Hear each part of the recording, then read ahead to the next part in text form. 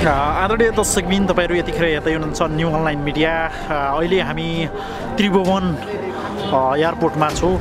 यहाँ HB Tamrakar OS नेपालका सम्पादक अर्थात् मेन पत्रकार एचबी ताम्राकार आउँदै हुनुहुन्छ र यहाँ धेरै अभियन्ताहरू हुनुहुन्छ जो उहाँलाई स्वागतको लागि यहाँ उपस्थित हुनुहुन्छ। तपाईहरुले देख्न सक्नुहुन्छ।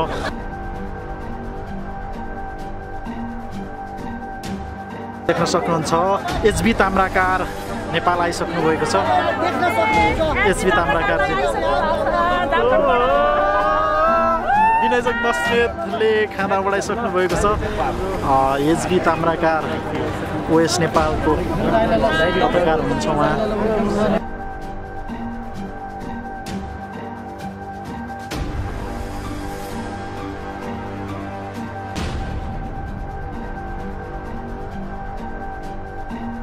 नमस्कार आदरणीय दर्शकबिन, म निशान्त सिलवाल आज पनि यहाँहरुमाझ उपस्थित भइसकेको छु।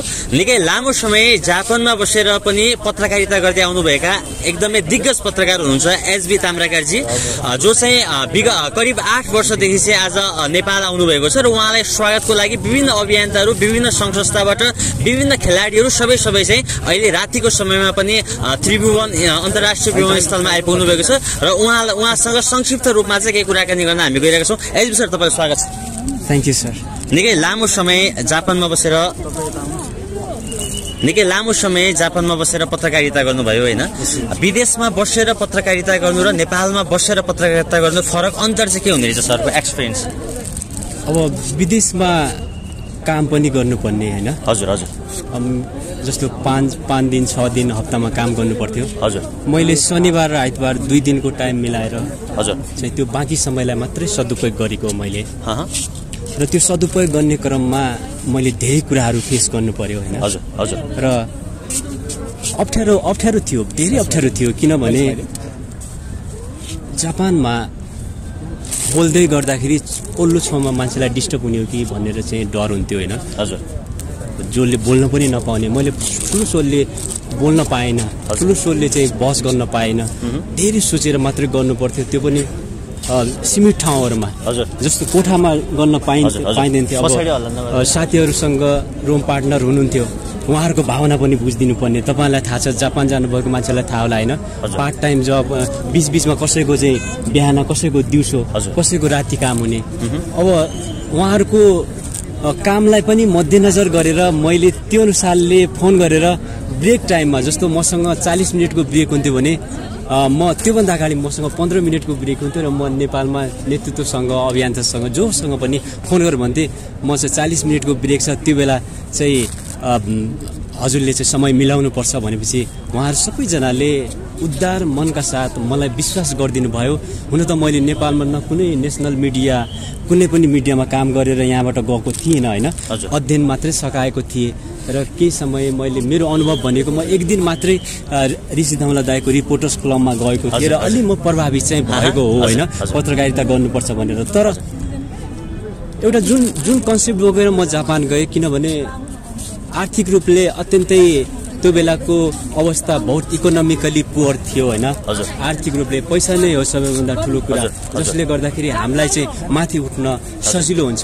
र मलाई नेपालमा पत्रकारिता गरौँ भन्दा पनि पछाडिबाट मलाई इकोनोमिकली हानिरहन्थ्यो क्या, पुरै पुस गरिरहन्थ्यो कि मेरो ममा भएको क्रिएटिभिटी म प्रेजेन्टेसन गरौँ, सो गरौँ भने मेरो परिवारको समस्या कसले बुझिदिने, उनीहरूलाई चाहिँ पैसा कहाँबाट जुटाउने। एउटा जेठो छोराको हिसाबले, भाइ सानै थियो त्यो बेला अलिअलि होइन? राजेन्द्र यहीँ छ, राजेन्द्रलाई मैले यहाँ कसरी बोलाएँ, उसलाई राजेन्द्र थाहा छ, राम्रोसँग छ। र बिस्तारै जब एउटा इकोनोमिकली मैले मेरो परिवारको आवश्यकता पुरा गर्न थालेँ होइन, र माथि उठाउन थालेँ, र मलाई के फिल भयो भने मेरो परिवारको आवश्यकता त पुरा भयो, अब मैले मेरो समाज, देशको बारेमा सोचिदिनुपर्छ र त्यो र सोचिदिनुपर्छ भन्ने मलाई महसुस भयो। र मैले मसँग भएको बाँकी समय चाहिँ मैले त्यहाँबाट सुरु गरेँ, पत्रकारितालाई दिएँ। र त्यो क्रममा चाहिँ जब मैले सुरुमा, म अलि अनुभव सुनाउन चाहन्छु। कस्तो भयो भने 2014मा चाहिँ जापान छिरेको हो होइन? 15 को फर्स्टतिर चाहिँ ममा कस्तो फिलिङ आयो भने, अब केही नेपालमा जस्तो उता त मैले सफा रोड देख्छु, मान्छेहरू काममा देख्छु, कोही पनि फाल्तु फुर्सदिलो देख्दिनँ होइन। र एउटा किसिमको बिजी लाइफ देखेँ क्या। अनि मैले अब सोचेँ कि यहाँको सिस्टम र नेपालको सिस्टम बहुत चेन्ज छ, मैले केही लेख्नुपर्छ भनेपछि मैले सेतो पार्टीमा रातो पार्टीमा मेरो आर्टिकलहरू पनि आयो। हुँदाहुँदै मलाई विभिन्न आर्टिकलहरू लेखेँ। म त्यो बेलासम्म मलाई कुनै पनि मिडियाले एक्सपोज गरेका थिएन र मलाई अफर दिएको थिएन। लेख्दै जाँदाखेरि मेरो अमेरिकाको क्यालिफोर्नियामा हुनुहुने हाम्रो केश बहादुर कार्की जो ओएस नेपालको CEO ओनर हुनुहुन्छ, उहाँ मेरो गुरु हो र अहिले क्यालिफोर्नियाबाट उहाँ हेर्दै हुनुहुन्छ। र हिजो मात्रै कार एक्सिडेन्ट भएको छ र उहाँको कार एकदम ड्यामेज भएको छ र उहाँलाई चोट त्यति लागेन। म चाहन्छु उहाँलाई चाहिँ शीघ्र स्वास्थ्य लाभको पनि कामना गर्न चाहन्छु। निकै लामो समय तपाईँले जापानमा बिताउनु भयो, तपाईँले केही आफ्ना अनुभवहरू पनि दर्शकहरूमाझ सेयर गरिसक्नु भएको छ होइन। जापानमा बस्दा उतार चढावहरू धेरै भए, एउटा विद्यार्थी जीवन वा कामको सिलसिलामा जानुभएको थियो या पढाइको सिलसिलामा जानुभएको थियो सुरुवातीमा समयमा जापान छ? हजुर, म स्टडी भिजामै गएँ होइन 2014 र पढाइकै सिलसिलामा।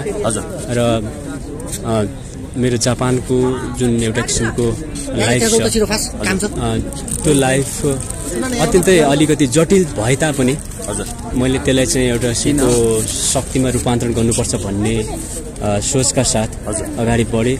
र अवश्य पनि विभिन्न चुनौतीहरू आउँछन् जुन तपाईँले भन्नुभयो।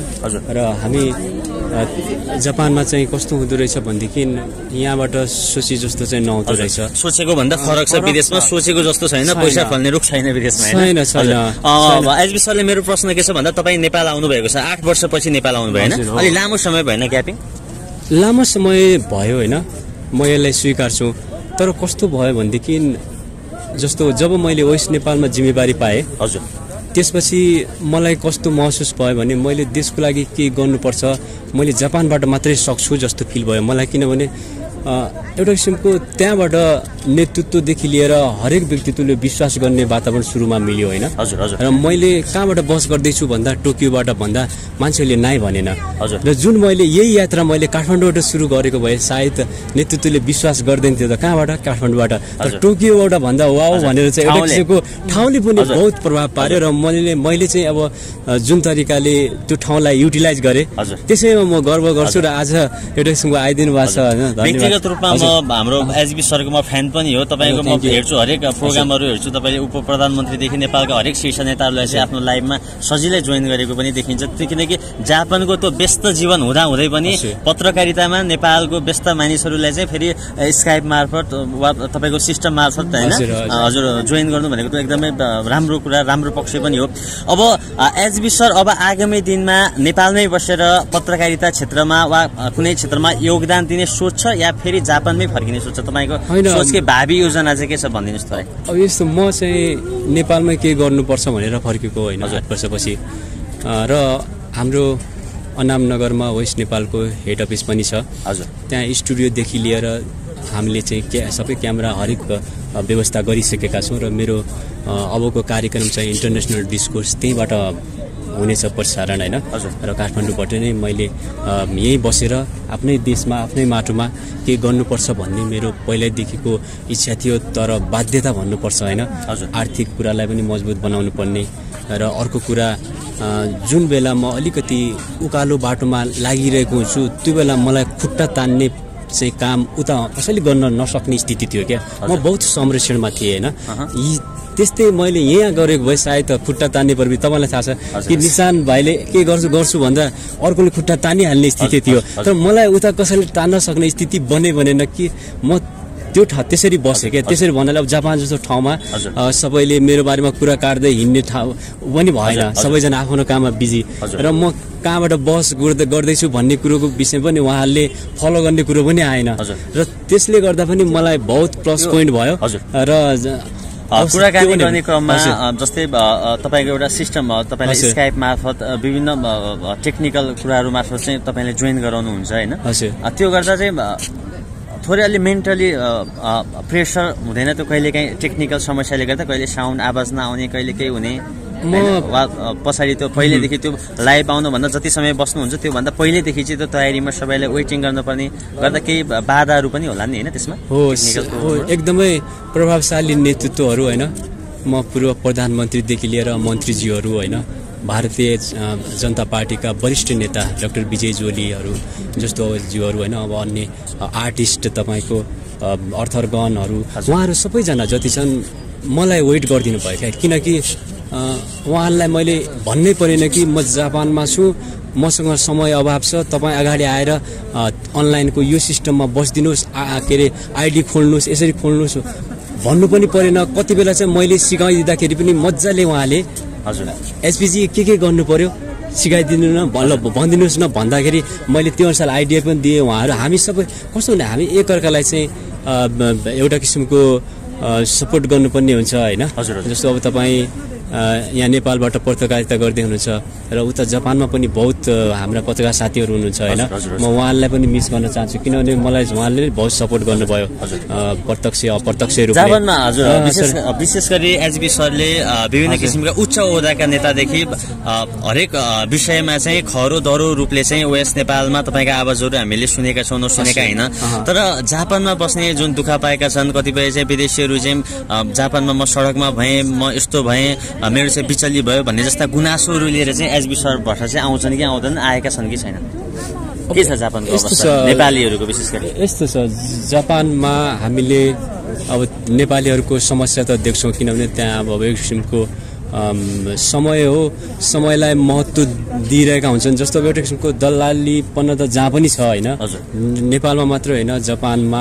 हरेक ठाउँमा नेपालीहरू बिचमा केही त्यस्ता व्यक्तित्वहरू पनि छन् तर सबैलाई एउटै डालमा राख्न सकिँदैन र अब कस्तो छ भने त्यहाँ विदेशमा कस्तो छ भने एउटा किसिमको काम गरे बाबतको कमिसन हुन्छ कि जस्तो तपाईँले त्यो जापानिजले नै लिन्छ कमिसन भन्नाले नेपालीले मात्रै होइन त्यो अब यस्तो हुन्छ जस्तो तपाईँले मानव एउटा किसिमको मानव काम तपाईँ एउटा किसिमको काम लगाउने हुनुहुन्छ होइन काम लगाइदिनुहुन्छ नेपालीलाई कि ल म काम लगाइदिन्छु भने तपाईँ अफिसियल्ली एउटा किसिमको कम्पनी खोलेरै काम गरिहाल्छ जस्तो म सम्झिन चाहन्छु मेरो साथी ज्याक जी हुनुहुन्छ ज्याकश्री र उहाँले यसरी नै काम गर्नु भएको छ कि धेरै नेपालीहरूलाई रोजगार दिने त्यहाँ चाहिँ बसेर होइन र उहाँले चाहिँ त्यो अफिसियल्ली गरेको हो कि त्यो भनेको कस्तो भने जापानको कानुन मिचेर होइन कि जापानिज गभर्मेन्टसँग सहकार्य गरेर उनीहरूले कम्पनी खोलेको त्यसमा चाहिँ जापानिज र नेपाली बिच कोअर्डिनेट भएर काम गरेको होइन त्यो भएर यसमा चाहिँ अब ठगिने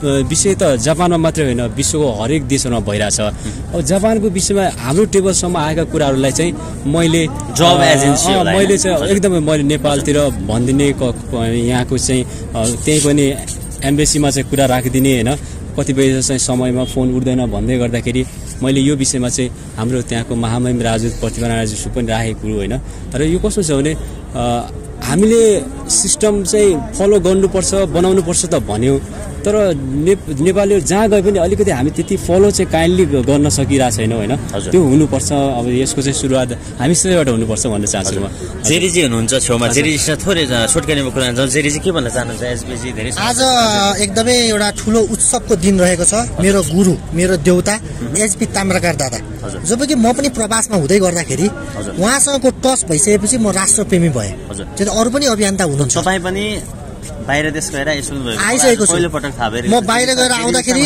10औं अन्तर्वार्ता लिएको छ ल पहिलोपटक खोलिएको उहाँसँग टच भइसकेपछि र हामीले प्राथमिकता उद्धार कार्यमा दिन्थ्यौँ एचबी दाईसँग टाइमको एकदमै सीमित टाइम हुन्थ्यो एचबी दाईसँग जुन पीडित आउँथ्यो त्यो पीडितसँग उहाँले संवाद गरिसक्यो त्यो केस उहाँले मलाई दिनुहुन्थ्यो र उहाँले इन्टरभ्यूको मार्फतबाट त्यसलाई चाहिँ व्यापक दबाब दिइसकेपछि हामीले चाहिँ सहकार्यमा अहिलेसम्म धेरै मान्छेको उद्धार पनि गरेका थियौँ सुरुमा शर्मिला तामाङदेखि लिएर साउदी अरबबाट कुवेतबाट शर्मिला तामाङदेखि लिएर साउदी अरबबाट सिद्धार्थ बिराईदेखि लिएर 15 जना 5 जना 1 जना गरेर दुबईबाट साउदीबाट धेरै मान्छेको हामीले उद्धार गर्न सफल भए अझ एचबी दाई त्यो ठाउँमा नभइदिएको भए जेरी यो ठाउँमै हुँदैन थियो यो जति पनि म आज यो ठाउँमा छु मेरो एचबी दाईको कारणले र यो मैले एउटा ट्रुली भन्नु पर्दाखेरि मेरो गुरु त्यो एउटा दाईको टचबाट म आज एउटा देशप्रेमी बन्न पुगेँ म आज सही ट्र्याकमा छु आज म सही व्यक्ति बन्न सकेको छु मान्छेहरू हामीले धेरै कमाएको छौँ आज एचबी दाईको नेपालमा पाउँ परेको छ राष्ट्रभूमिमा मातृभूमिमा उहाँको पाउँ परेको छ अब 8 वर्षपछि यो राष्ट्रमा भ्रष्टाचार विरुद्धको अभियान त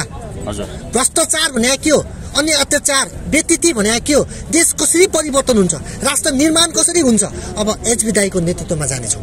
हामीले धेरैलाई हेर्यौँ, हामीले स्वकार्यमा हामी गयौँ। एचबी सरले अबको दिनमा नेपाल बस्दा चाहिँ भ्रष्टाचार विरुद्ध कुरीति कुसंस्कृति ठग यो विरुद्धमा चाहिँ कार्यक्रमहरू आवाजहरू उठाएको चाहिँ उहाँले बाहिर बस्दाखेरि नेपालको इतिहासमा ओएस नेपाल भनेको नेपालको इतिहासमा अनलाइन सबैभन्दा ठुलो मिडिया जसलाई चाहिँ 53 लाख मेम्बरहरूले माया गरिदिनु भएको छ। र दोस्रो कुरा एसबी ताम्राकार दाइले जब बाहिर बसेर त प्रधानमन्त्रीदेखि लिएर सांसददेखि लिएर कुनै पनि हत्याकाण्ड भयो भने त्यहाँको पुलिस प्रशासनलाई दबाबदेखि लिएर उहाँले चाहिँ कसरी त्यो पक्राउ गर्ने, उहाँले कसरी त्यो काम गर्नु, त्यो टेक्निक हेर्नुहोस् न, उहाँको ट्रिक हेर्नुहोस् न। बाहिर बसेर उहाँले एउटा अनलाइन मिडियाबाट प्रधानमन्त्रीलाई दबाब दिने, इन्डियाको मोदीको मान्छेलाई दबाब दिने, चाइनाको दूतहरूलाई दबाब दिनेदेखि के गर्नु भएको छ नेपालको इतिहासमा यस्तो पत्रकार देखाउनुहोस् मलाई एकजना कसले चाहिँ यसरी इन्टरभ्यूको मात्रबाट दबाब दिएर चाहिँ हामीले उद्धार कार्य गर्न सफल भएको छौँ। राष्ट्रको ऐतिहासिक पुरुष भनेको अहिलेको पत्रकारितामा हाम्रो एचबी दादा पनि हुनुहुन्छ। अन्तिममा एचबी सरलाई के कुराकानी छ? एचबी सर अब नेपाल आउनु भएको छ, के छ योजना, खास नेपाल आउनुको योजना चाहिँ के हो तपाईँको? धेरै समयको चाहिँ आउनु भएको छ होइन? त्यस्तो अब धेरैले चाहिँ पत्रकारिता जापानबाट गर्नुभयो होइन, जापानमा बसेर बोलेर त्यहाँबाट बहस सञ्चालन गरेर मात्रै हुँदैन पुग्दैन भन्ने किसिमका कुराहरू पनि आइरहन्थे र मैले नेपालमै आएर के गरौँ भन्ने चाहिँ एउटा किसिमको सोच बनाएको छु होइन। त्यसैले पनि अब मैले चाहिँ जापान भन्दा पनि बाहिर नजाने होइन, नेपालमै गर्ने, नेपालमै बसेर आफ्नै माटोमा चाहिँ के गरौँ, अब त्यो चाहिँ किसिमको संरचना पनि तयार भइसकेको छ। किनभनेदेखि जस्तो अहिले हाम्रो चाहिँ वेस्ट नेपालको हेड अफिस चाहिँ हामीले चाहिँ यहाँ हामीले अनामनगरमा राखिसकेका छौँ होइन, त्यहाँ हाम्रो साथीहरू काम गरिरहनु भएको छ।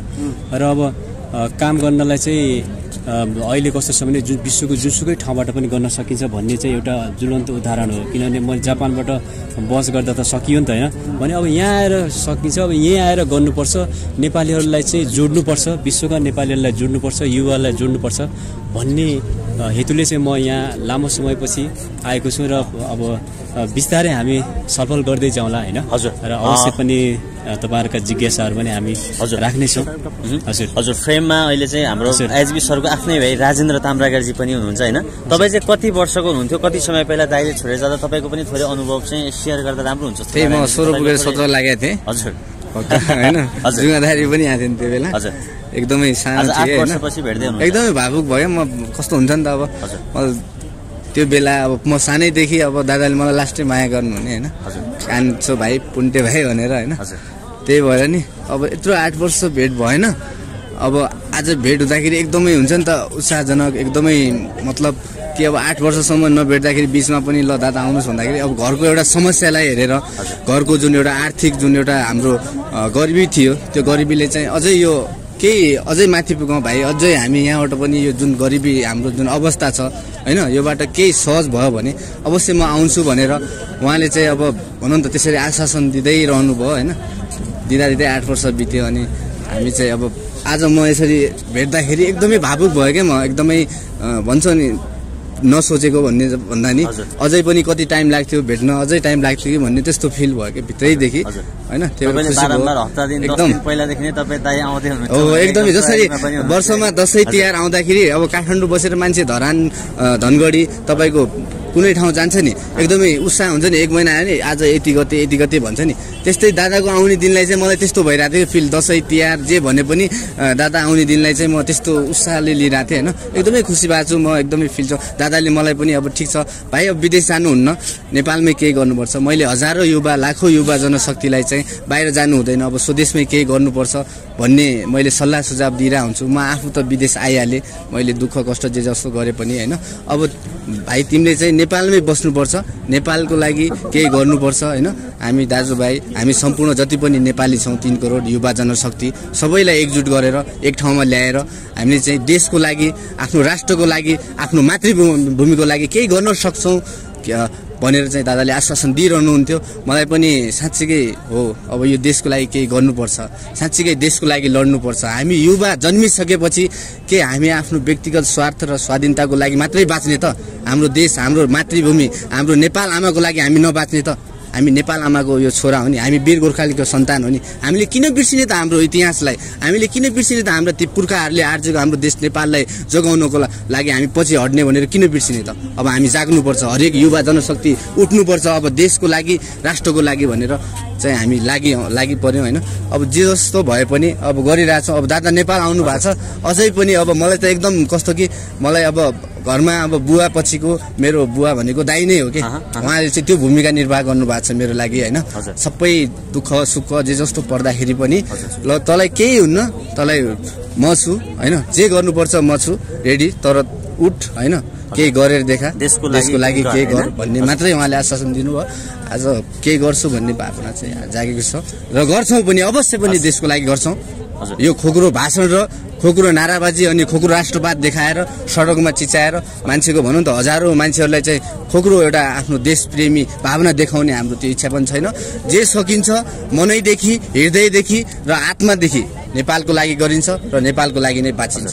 राजेन्द्रजीको बाहिर जति कठोर तरिकाले निकै चर्को स्वरमा आवाज निकाले पनि राजेन्द्रजीको मन पनि कमल्दो रहेछ, आज भावनामा बहकिनु भएन धेरै समय। अब यस्तो हुन्छ वर्षौँ पछि भेट्दाखेरि अब दादा हुन्छ नि, त्यस्तो अब भावना पनि हुन्छ क्या हाम्रो भनौँ त। हरेक एउटा नेपाली जब विदेशमा एउटा जुनसुकै जिल्लाको जुनसुकै ठाउँको नेपाली विदेशमा मर्दाखेरि सम्पूर्ण नेपाली 3 करोड नेपालीको आँखामा आँसु आउँछ नि त।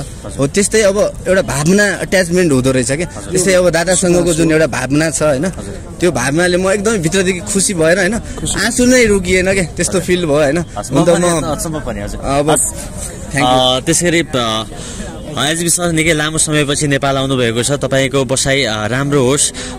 तपाईँले चाहिँ अब जापान नगइकन तपाईँले भन्नुभएको छ पहिल्यै नेपालमै चाहिँ म पत्रकारिता सुरु गर्न लागिरहेको छु, नेपालमै बस्छु सम्भवतः भन्ने कुरा गर्नुभएको छ। भोलिका दिनमा चाहिँ गरिब दुखी निमुखाको अब चाहिँ एसबी ताम्राकारको स्वरबाट अझै खरो अझै डह्रो, किनकि अहिले त यही ठाउँमा हुनुहुन्छ, आफ्नै देश आफ्नै भूमि, तपाईँले कामको प्रेसर पनि सायद कम हुन्छ होला, यहाँ बसेपछि त कामै यही हुने भयो होइन। तपाईँलाई शुभकामना दिन चाहन्छु। अन्तिममा दर्शकहरू धेरै मिडिया मार्फत धेरै दर्शकहरूले हेर्नु भएको छ, अन्तिममा दर्शकहरूले के भन्न चाहनुहुन्छ भन्नुहोस्। र एउटा किसिमको जुन सोच कन्सेप्टका साथ म यहाँ आइपुगेको छु होइन। आफ्नो मातृभूमिमा 8 वर्षपछि मैले पाइला टेकाएको छु। म अत्यन्तै उत्साहित खुसी छु। र अर्को कुरा, म एक्लैले गर्ने चाहिँ होइन, केही पनि एक्लैले गर्न सकिँदैन होइन। नेपालमा भ्रष्टाचार भन्नुहुन्छ कि अन्याय भन्नुहुन्छ कि बलात्कार, हरेक जति पनि घटनाहरू छन् त्यसको जालो तोड्नको लागि युवाहरूमा एक किसिमको युनिफिकेसन हुनुपर्छ होइन। त्यो भएन, एकता भएन, हामीले एकअर्कालाई चाहिँ विश्वास गर्न सकेनौँ। हामी टुक्रा टुक्रा ग्याङमा मात्रै लिमिट भयो भने मलाई लाग्छ त्यसरी देशको समृद्धि पनि सम्भव छैन र हामीले जुन भ्रष्टाचारको अन्त्यको कुरा गर्छौँ त्यो सम्भव पनि छैन। त्यस्तै म आज भन्न चाहन्छु, म आज विशेष गरी एसबी ताम्राकारजीको उहाँ मेरो दाइ पनि हुन्छ, किन आएको भन्दाखेरि मैले पनि रिसर्च गरेँ उहाँले होइन, उहाँले कस्तो रिसर्च गरेँ भन्दाखेरि साँच्चीकै अहिलेको यो युगमा उहाँ बसेर उहाँले नसक्ने अघि जुन जीवनको कहानी सुनाउनु भने यो वास्तविकता नेपालको घटना हो।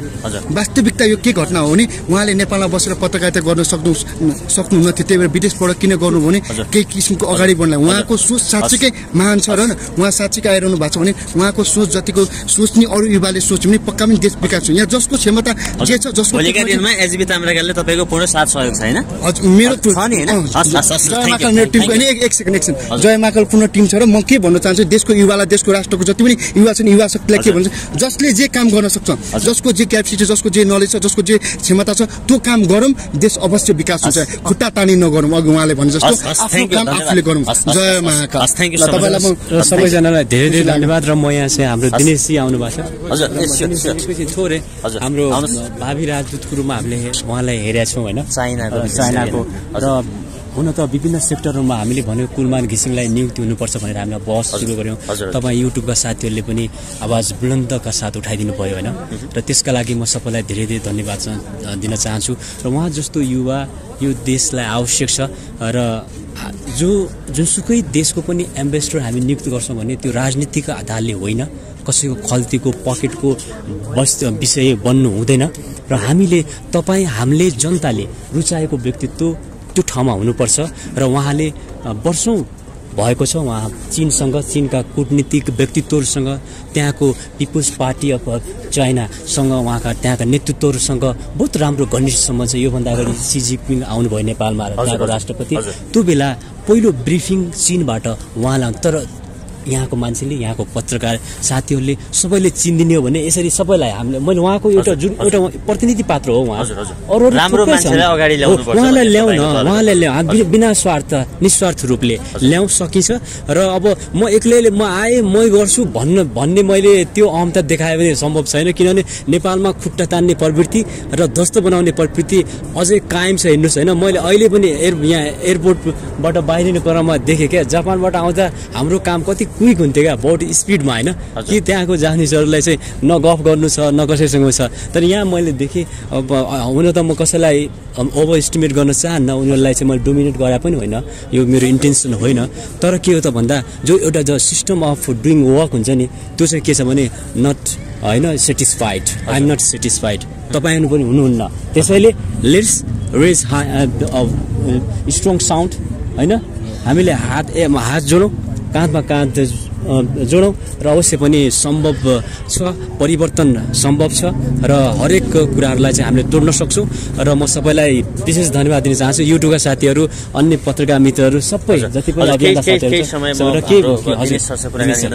एचबी सर चाहिँ लामो समयको बसाइपछि नेपाल आउनु भएको छ। म चाहिँ यति खुसी छु, एकदमै हर्षित छु। म दिनको 2-3 बजीदेखि नै उहाँको प्रतीक्षामा थिएँ। यद्यपि अब सधैँ जस्तो हाम्रो त फ्लाइट डिले भयो, अलिकति डिले भयो, तर केही छैन। हाम्रो यो उत्साहपूर्ण युवाहरूले उहाँको स्वागत भएको छ र म भित्रै गएर उहाँलाई स्वागत गर्न पाउँदा म आफूलाई भाग्यमानी ठानेको छु। र अर्को कुरा, हाम्रो देशमा युवा, जो सशक्त युवाहरू जो फर्किँदै हुनुहुन्छ नि, हाम्रो यो स्ट्रेन्थ, हाम्रो बल, हाम्रो देश जुन विकास गर्ने हामीले प्रण गरेका छौँ, भ्रष्टाचार रहित समाजको हामीले परिकल्पना गर्नुमा उहाँले चाहिँ एउटा ठुलो योगदान पुर्याउनुहुन्छ भन्ने चाहिँ मैले विश्वास लिएको छु। र यसरी नै युवा जोसँग सम्बन्धित छन्, जो देशको ज्ञाता छन्, विज्ञ छन्, तिनीहरूलाई राइट म्यान राइट प्लेस गर्ने भन्ने उहाँको जुन चाहिँ पहिला जापानदेखि नै उहाँले उठाइरहनु भएको त्यो आवाज, उहाँले नेपालमा आएर हामीसँग हातमालो गरेर आगामी दिनमा चाहिँ हामी अगाडि मिलेर बढ्नेछौँ भन्न म चाहन्छु। अन्त्यमा हामी माझ डिएसपी साहब पनि हुनुहुन्छ, डिएसपी साहबको केही भनाइ राख्न चाहन्छु। एचबीजी आज आउनु भएको छ, के भन्न चाहन्छु? सर्वप्रथम के त भन्दाखेरि हाम्रो एचबी ताम्राकार जो एउटा राष्ट्रिय अन्तर्राष्ट्रिय एउटा चाहिँ पत्रकार पनि हो, विज्ञ पनि हो, एउटा विश्लेषक पनि हो, योग्य पनि हो। उहाँलाई चाहिँ मातृभूमिमा हामीले स्वागत गर्न पाउँदा हामी अत्यन्त आभारी कृतज्ञ भएका छौँ। देशमा अन्याय, अत्याचार, भ्रष्टाचार व्यथितिले चाहिँ चरम सीमा नागेको अवस्था छ। पत्रकार जगतको पनि सम्मान र गरिमा चाहिँ राज्यले चाहिँ सम्मान गर्न सकेको अवस्था छैन। अब देशका चाहिँ के भन्दा देशका प्रत्येक चाहिँ युवाहरूमा, देशको युवाहरूको कर्ममा देशको चाहिँ भाग्य र जनताको भाग्य र भविष्य निर्माण भएको हुन्छ। त्यसैले उहाँ जस्तो युवाले 8 वर्ष जापान बसेर जापानबाट पनि देशमा रहेका विसङ्गति, विकृति, सहयोग, समाजसेवा आदि गरेर चाहिँ उहाँले आफ्नो आइडेन्टिटी बनाउनु भएको छ। यस्ता व्यक्तित्वलाई हामीले सम्मान गरेका छौँ। उहाँको चाहिँ एउटा भिजन, एउटा उहाँले लिएको एउटा चाहिँ के भन्दाखेरि विचार, उहाँले गरेका तर्क, उहाँले हिँडेको मार्गलाई हामीले सहकार्यका साथ सम्पूर्ण आम नेपालीहरूमा चाहिँ हामीले